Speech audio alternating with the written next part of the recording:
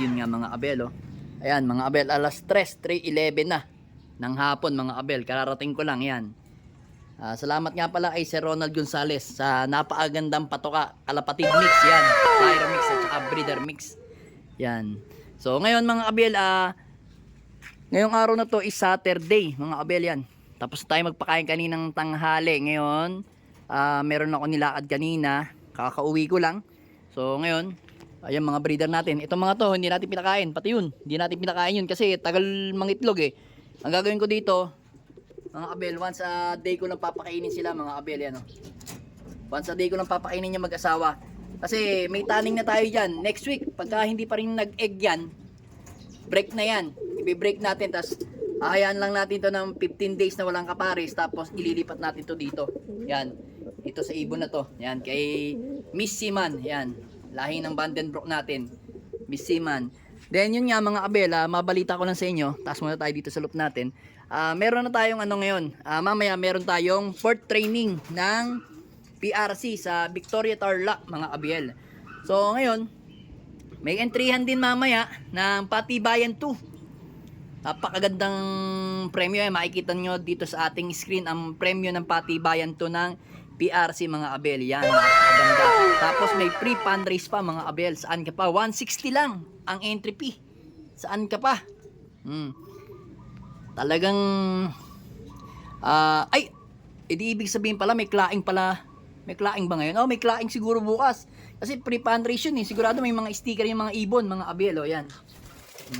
So ngayon, ang plano natin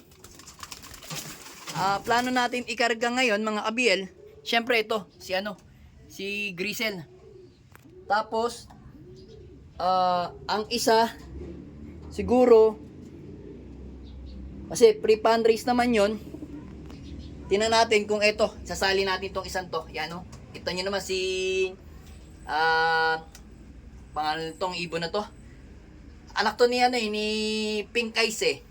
Bale si to, anong tinatawag ko dito? Si Kulasa, ayan si Kulasa. Yan. Yan yung Kulasa na lagi natambay dun sa puno, dun sa harapan namin. So ito, pwede rin natin tong i-entry mga abel. Then, sino pa bang pwedeng i-entry dito? Namimili pa ako. Parang eto siguro. I-entry din natin yan mga abel, oh. Tapos, sino pa? Eto kasi saan ito eh. PUF kasi ito eh. Dalawa na lang ito eh.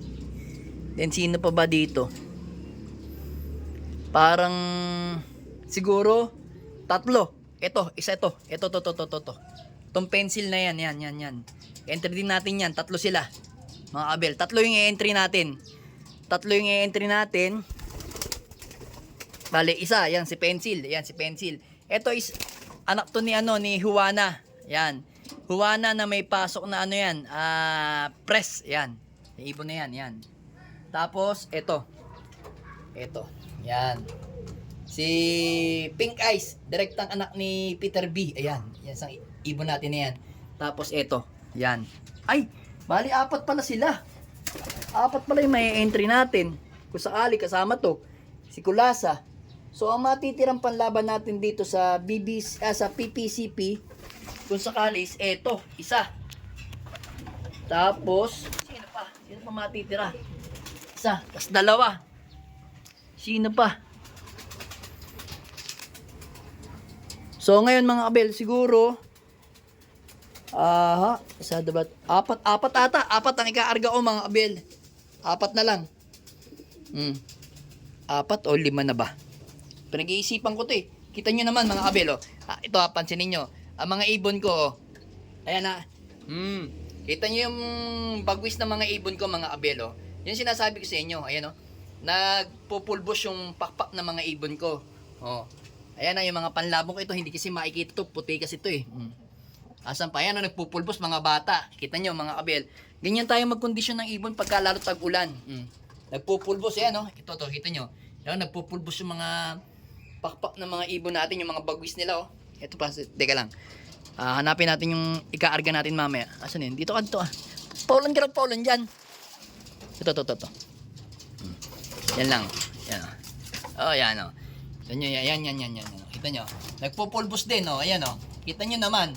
Sa ilong pa lang nagpupulbos yan. Yan ang kailangan natin pagka ismasan. Syempre, kailangan pagka alam na natin kung paano magpapulbos ng mga bagwis na mga ibon natin. So ngayon, ano naman tayo, sasandal naman tayo sa nila, sa bloodline nila at saka sa swerte nila. Kasi kalimitan sa mga ganyan, kahit na kondisyon yung ibon, pero pagdating naman ng ismasyan, hindi natin masasabi, di ba mga kabel? Kita nyo naman to, ayan yung kapatid nung nasa Kalapatids OLR, kita nyo, namumulbos din yung pakpak, ayan kita nyo ilong, puting-puti. Eto, ito pa isa, sa PUF to. Then eto, PUF din to, ayan kita nyo, maigsi pa yung pakpak pero nagpupulbos, Ganyan tayo mag-condition sa mga ibon natin, yan, Kita nyo, ito, tinamaan to ng sipon, Kita nyo, tingnan nyo yung ilong niya, pero tingnan nyo yung bagwis, ayan. Yan yung sikreto natin, magpapulbos ng mga bagwis ng mga ibon natin. Gaya nito, kita nyo to, ito, ayan, kita nyo pansinin nyo yan. Big cap.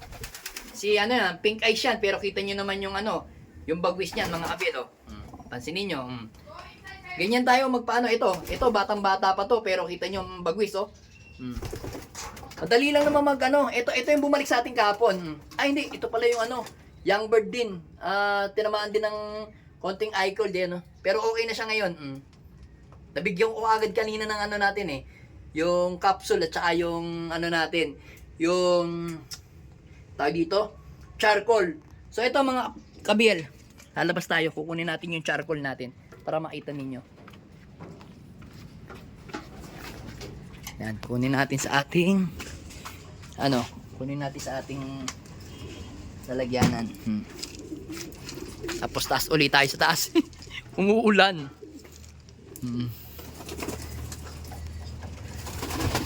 So ganyan lang tayo magpa-condition ng mga ibon natin. Eto mga kabel, eto yung ginagamit kong charcoal mga kabel. Yan. Ito lang, ito lang. Malabo yan. Itayo natin dito mga kabel. Yan lang yung ginagamit natin. Ayan active charcoal, ayan. Napakaganda Hanap lang kayo sa Shopee niyan sa Lazada meron yan. Napakainam. Bale, nasa, kung hindi ako nagkakamali, 2 years magti 3 years ko nang ginagamit yung ganyan mga kabel. Sa mga ibon ko. Yan ang gamit ko pagka nai-stress yung ibon ko. Ito agad, charcoal. Charcoal kaagad. Yan ang binibigay ko sa ibon ko. Tapos yung liquid ko na pampatak o na 1612. Kita nyo naman, asa na yung umuwi kahapon? Saan yung umuwi kahapon?